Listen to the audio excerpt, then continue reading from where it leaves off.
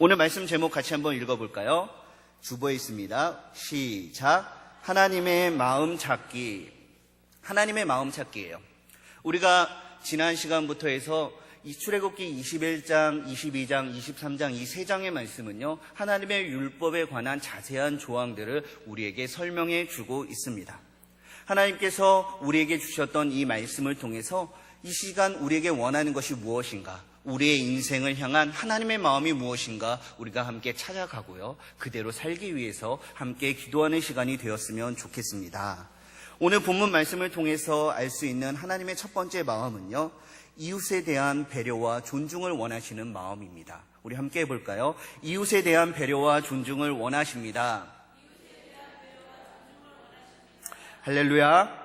우리 1절 말씀 다시 한번 읽어보겠습니다. 1절입니다. 시작. 사람이 소나 양을 도둑질하여 잡거나 팔면 그는 소 한 마리에 소 5마리로 갚고 양 한 마리에 양 4마리로 갚을지니라. 아멘.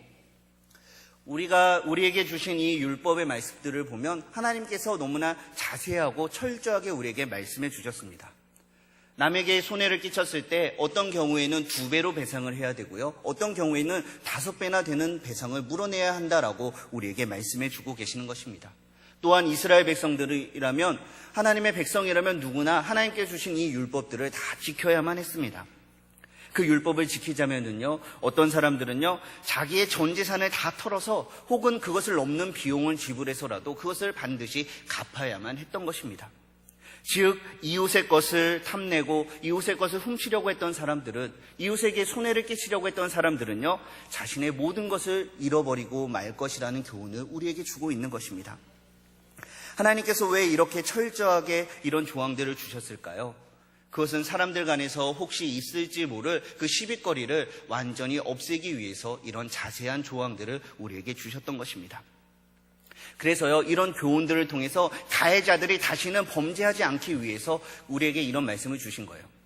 우리가 살아가다 보면 사람들과 관계에서 다툼이 일어납니다. 때로는 우리가 피해를 볼 때도 있지만 우리가 가해를 할 때가 있잖아요. 내가 잘못을 했어요. 그래서 그 사람에게 무언가를 물어줬습니다. 분명히 내가 잘못을 했어요. 근데 집에 와서 딱 누웠을 때 어떠신가요? 2다리 뻗고 잠이 오시던가요? 아니죠. 뭔가 찜찜하죠. 뭔가 손해를 본 것 같죠. 내가 분명히 잘못했고 그거에 대한 정당한 결과로 그 사람에게 내가 배상을 한 것인데 그 사람 때문에 내가 뭔가 엄청난 손해를 본 것 같아요. 그 사람 때문에 내 인생이 꼬여가는 것 같아요. 그런 마음들 드시죠. 반대로 우리가 다른 사람들에게 피해를 입었습니다. 우리가 피해자가 됐어요.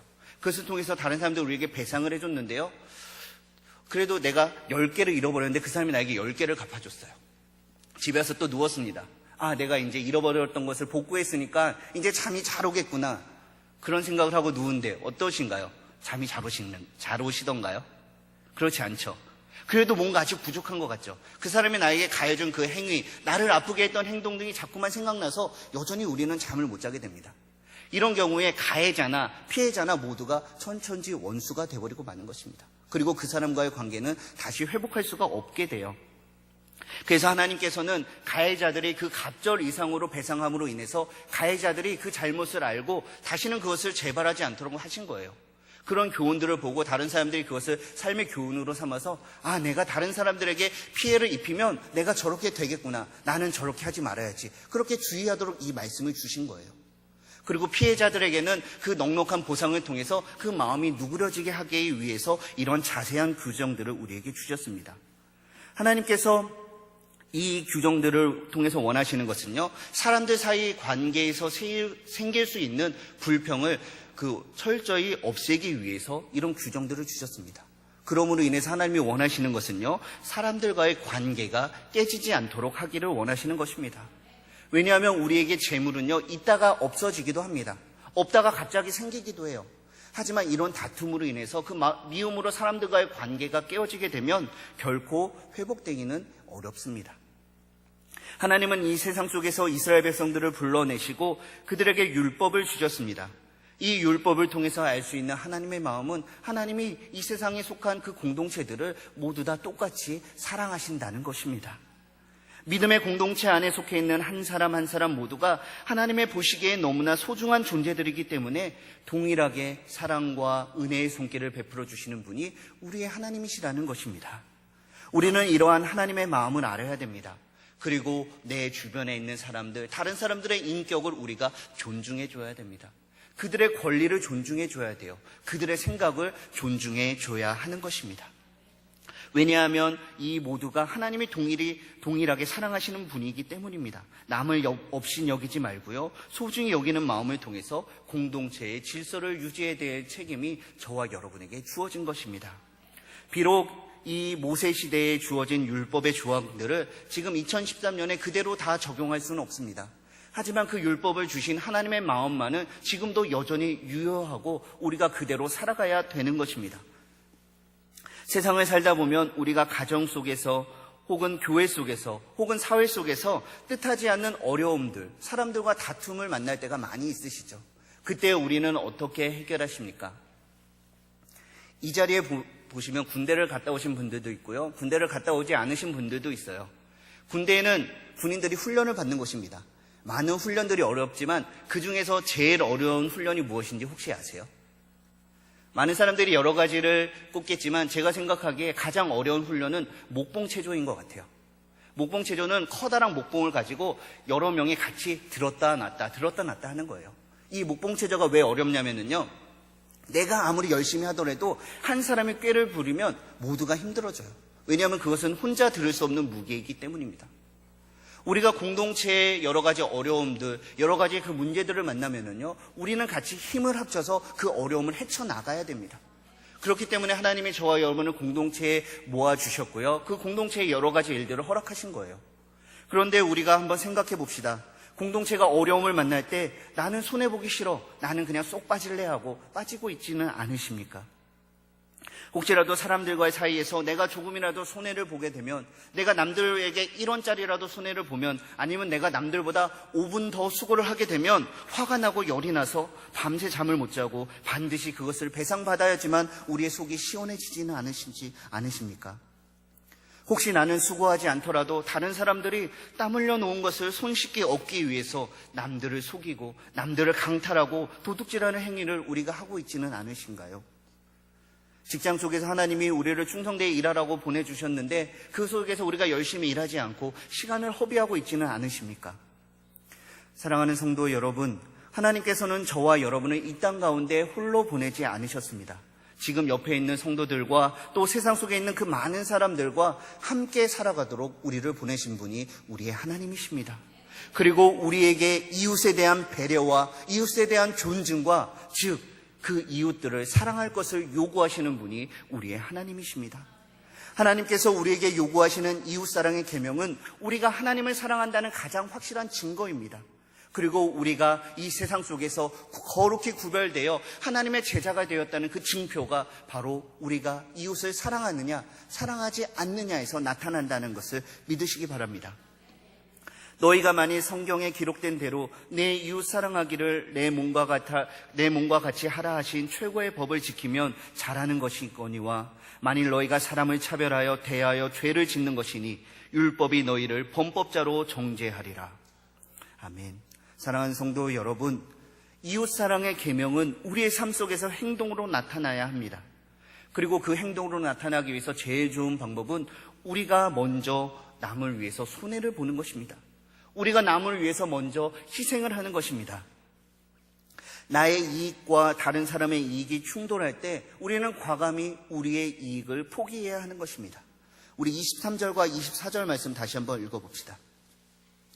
23절과 24절입니다. 시작. 내가 만일 그들을 해롭게 함으로 그들이 내게 부르짖으면 내가 반드시 그 부르짖음을 들으리라. 나의 노가 맹렬함으로 내가 칼로 너희를 죽이리니 너희 아내는 과부가 되고 너희 자녀는 고아가 되리라.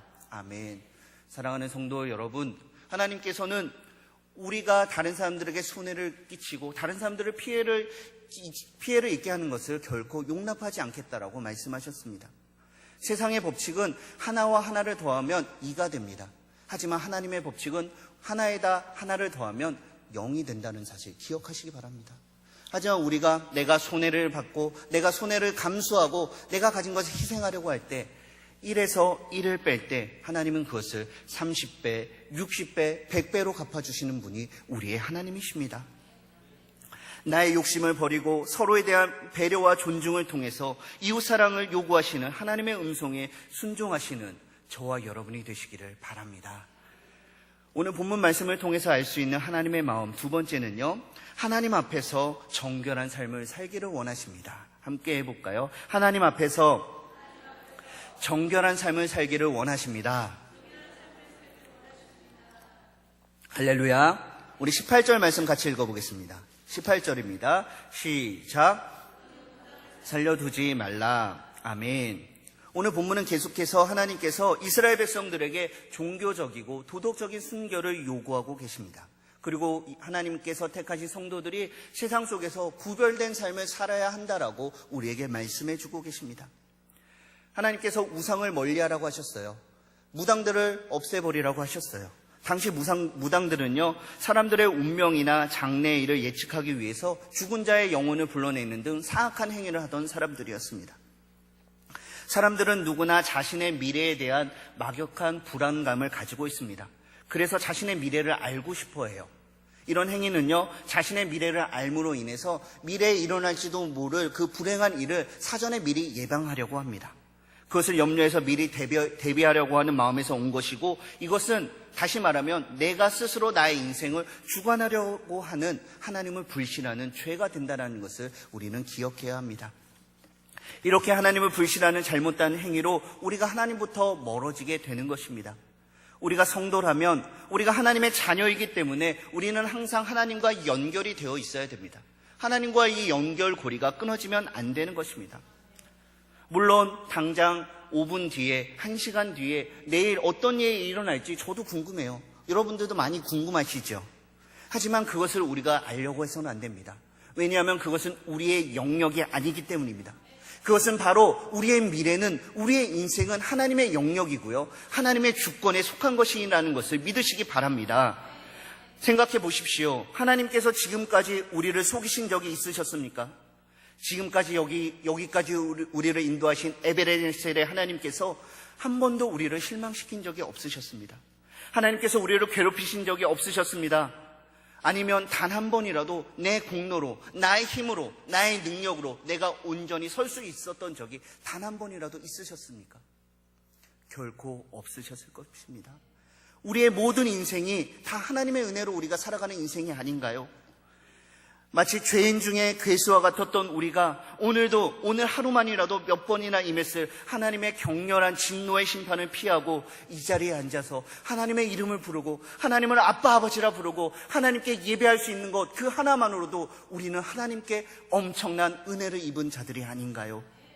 그렇다면 우리는 그것이 하나님의 은혜라고 고백한다면 우리의 모든 인생을 하나님께 맡기셔야 됩니다. 그리고 하나님께서 인도하시는 대로 그 믿음의 길을 따라가야 하는 것입니다. 우상숭배는 우리가 하나님을 떠나 죄의 길에 들어서게 만들기 때문에 성경은 한결같이 우리에게 우상숭배를 조심하라고 말합니다. 무당들을 제하여 버리라고 우리에게 말씀해 주십니다. 사랑하는 성도 여러분, 혹시 이 자리에 계신 분들 중에서 이 자리에 오기 전에 뒷산에 올라가 정환수를 떠놓고 비나이다 하다 오신 분들 있으신가요?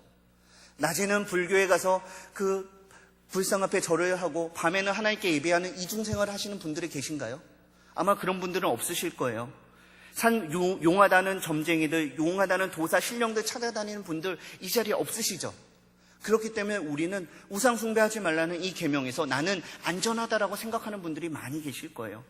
하지만 그런 눈으로 드러나는 행위들은 가장 초보적이고 1차적인 우상 숭배입니다. 우리는 그보다 더 높은 것들을 생각해야 돼요. 2차적인 우상은 무엇일까요? 그것은 바로 우리 19절 말씀 같이 읽어봅시다. 19절입니다. 시작. 짐승과 행음하는 자는 반드시 죽일지니라. 아멘.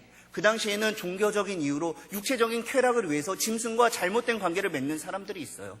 바로 2차적인 우상 숭배는 바로 이런 것입니다. 나의 욕심과 나의 명예와 나의 쾌락과 그런 것들을 하나님보다 더 추구하는 것이에요. 우리 인생에 한번 돌아봅시다. 나의 삶의 우선순위는 어떤 것입니까? 돈이 가장 앞에 있지 않으십니까? 명예가 가장 앞에 있지 않으십니까? 나의 자식들이 가장 앞에 있지 않으십니까? 건강이 가장 앞에 있지 않으십니까? 바로 이런 것들이, 내가 가지고 있는 이 욕심들이 다 우리에게 우상숭배가 된다는 것, 그것을 우리는 기억해야 합니다. 이 세상에 있는 이 모든 것들이 하나님께서 저와 여러분에게 은혜로서, 선물로서 주신 것입니다. 우리는 이것들을 잘 누리고 잘 사용해야 돼요. 왜냐하면 하나님께서 말씀하셨기 때문이죠. 생육하고 번성하여 땅에 충만하라, 땅을 정복하라, 모든 생물을 다스려라. 아멘. 이것은 바로 저와 여러분에게 주신 말씀입니다. 이 모든 것들을 우리가 하나님을 대신하여 잘 다스려야 되는데, 그것들을 잘 돌봐야 되는데, 우리의 잘못된 욕심이, 우리의 잘못된 욕망이 이 피조물들을 오히려 하나님으로 만들어서, 하나님보다 앞에 두고 우상으로 하나님으로 만들어서 섬기고 있지는 않으십니까? 바로 이 안타까운 현실을 우리는 바로 바라봐야 합니다. 썩어지지 않는 하나님의 영광을 썩어질 사람과 새와 짐승과 기어다니는 동물의 우상으로 바꾸었느니라. 이 말씀이 우리의 말씀이 되지 않는가 주의해야 합니다. 나의 잘못된 욕심이 하나님이 세우신 창조 질서를 흔들고 있습니다. 나의 조그만 욕망이, 나의 작은 불순종이 우리의 삶을 하나님의 자리에서 떠나서 죄와 사망의 자리로 점점 깊이 빠져들게 만들고 있다라는 것입니다. 사랑하는 성도 여러분, 우리의 삶을 점검하십시오. 우리의 생활 속에서 우상적인 요소들을 제하여야 합니다. 하나님보다 앞에 두고 있는 그것들 찾아내셔서 철저히 없애셔야 합니다. 그리고 이 시간 주님의 십자가 앞에 그것들을 다 내려놓으십시오. 그런데요, 우리는 이런 눈에 보이는 1차적인 것들, 이런 2차적인 우상 숭배를 뛰어넘어서 한 걸음 더 나아가셔야 돼요. 한 걸음 더 가셔야 돼요. 제가 굳이 표현하면 3차적인 우상 숭배들이 있어요. 그것은 무엇일까요? 그것은 우리가 잘 인식하지 못하는 것입니다.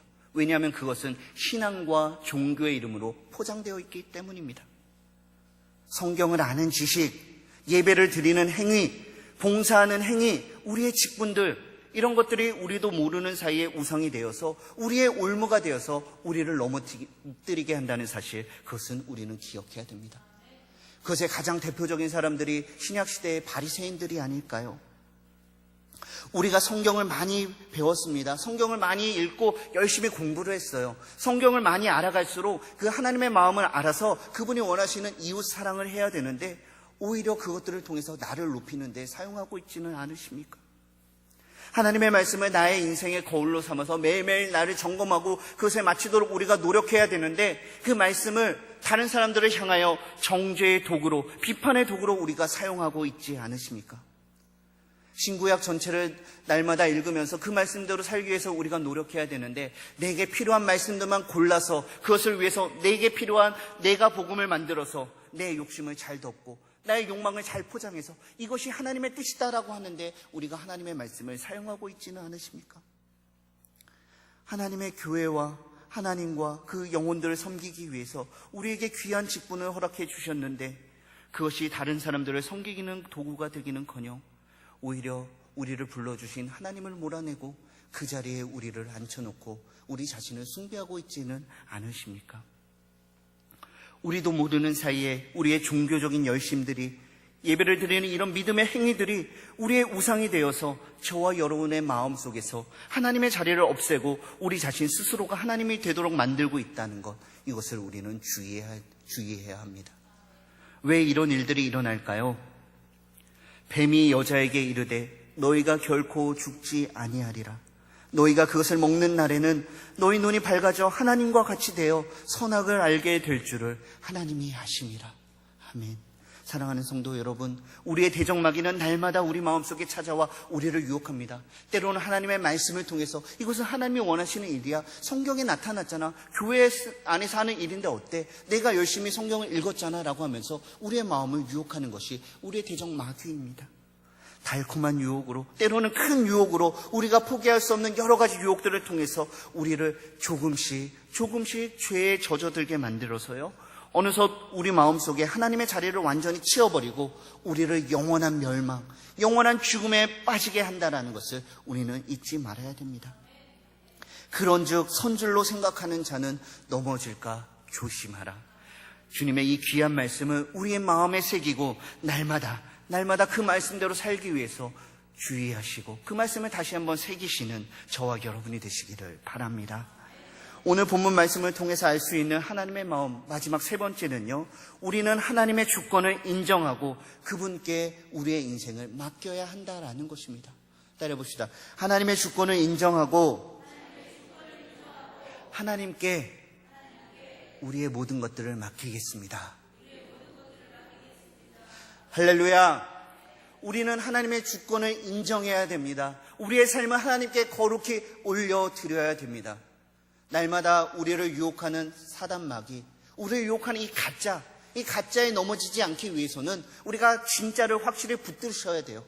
그리고 진짜인 하나님께 우리의 모든 것들을 맡기고 그분에게 우리에게 모든 시선을 고정하셔야 됩니다. 그래야지 우리는 실패하지 않을 수가 있습니다. 이는 하나님만이 살아계신 참 하나님이시요 우리 인생의 모든 것들을 채워주시는 그분이 유일하신 하나님이시기 때문입니다. 지금도 세상의 많은 사람들은 각자의 소견에 오른 대로 각자의 필요한 것들을 쫓아가고 있습니다. 각자 만든 우상들을 쫓아가고 있습니다. 돈을 쫓아가고 있고요, 명예를 쫓아가고 있고요, 친구들을 쫓아가고 있고요, 자식들과 건강들, 각자의 다양한 것들을 쫓아가고 있는 세상 가운데 우리가 살아가고 있습니다.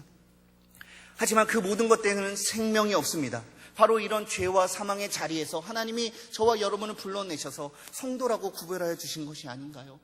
그리고 우리가 이 세상을 살아가는 법으로 이 거룩한 하나님의 말씀, 율법을 저와 여러분에게 주신 것입니다. 이 모든 것에는 생명이 없습니다. 단지 하나님에 의해 만들어진 피조물 뿐입니다. 그리고 우리는 하나님을 대신하여 그들을 다스려야 하는 것입니다. 사랑하는 성도 여러분, 우리 주변에는 우리를 넘어뜨리는 유혹이 너무나 많이 있습니다. 우리가 조금이라도 경계하는 것을 놓친다면 우리는 곧 넘어지고 마는 것입니다. 때로는 우리가 아무리 경계하고 주의한다라고 하더라도 우리 힘으로 그것을 이기지 못하고요, 그 시험 가운데 넘어지는 우리의 모습을 우리가 날마다 보지 않았던가요? 그리고 우리가 그 넘어지고 시험에 패배하게 된다면 그 패배 뒤에는 영원한 죽음이 우리를 기다리고 있다라는 것입니다. 우리가 승리하기 위해서는 우리의 삶을 거룩한 제사로 하나님께 올려드리는 헌신과 순종과 희생이 필요하다는 사실 잊지 마시기 바랍니다. 우리 31절 말씀 다시 한번 같이 읽어보겠습니다. 31절입니다. 시작. 너희는 내게 거룩한 사람이 될지니 들에서 짐승에게 찢긴 동물의 고기를 먹지 말고 그것을 개에게 던질지니라. 아멘. 너희는 내게 거룩한 사람이 될지니. 사랑하는 성도 여러분, 하나님께서는 저와 여러분이 성도로서 거룩한 삶을 살기를 원하십니다. 하나님의 말씀이 우리 인생 가운데 울려 퍼질 때에 우리의 삶을 돌아보시기 바랍니다. 그리고 그 말씀에 순종하는 자가 되십시오. 하나님께서 우리에게 율법의 조항들을 주신 것은 우리들과 친밀한 관계를 유지하고자 하는 하나님의 마음이 깃든 거룩한 그리고 간절한 요구입니다. 우리는 이 하나님의 말씀을 대할 때마다 우리에게 향하신 하나님의 은혜와 사랑을 기억하고 그것에 감사하는 자가 되어야 합니다.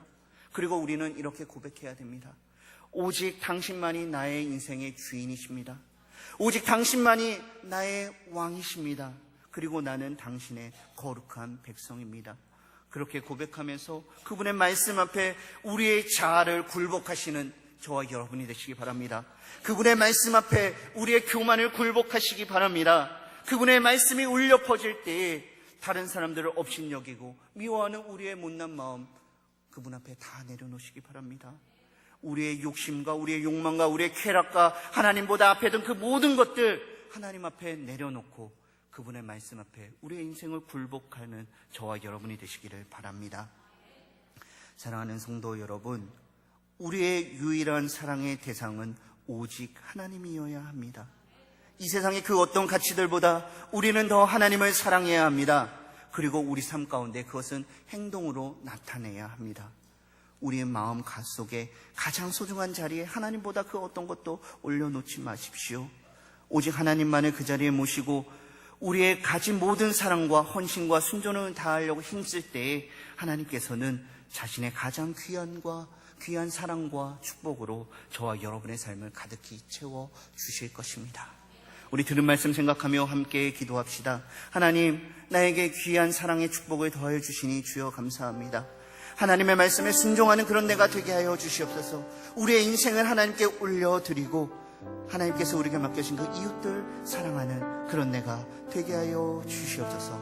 우리 함께 기도하겠습니다.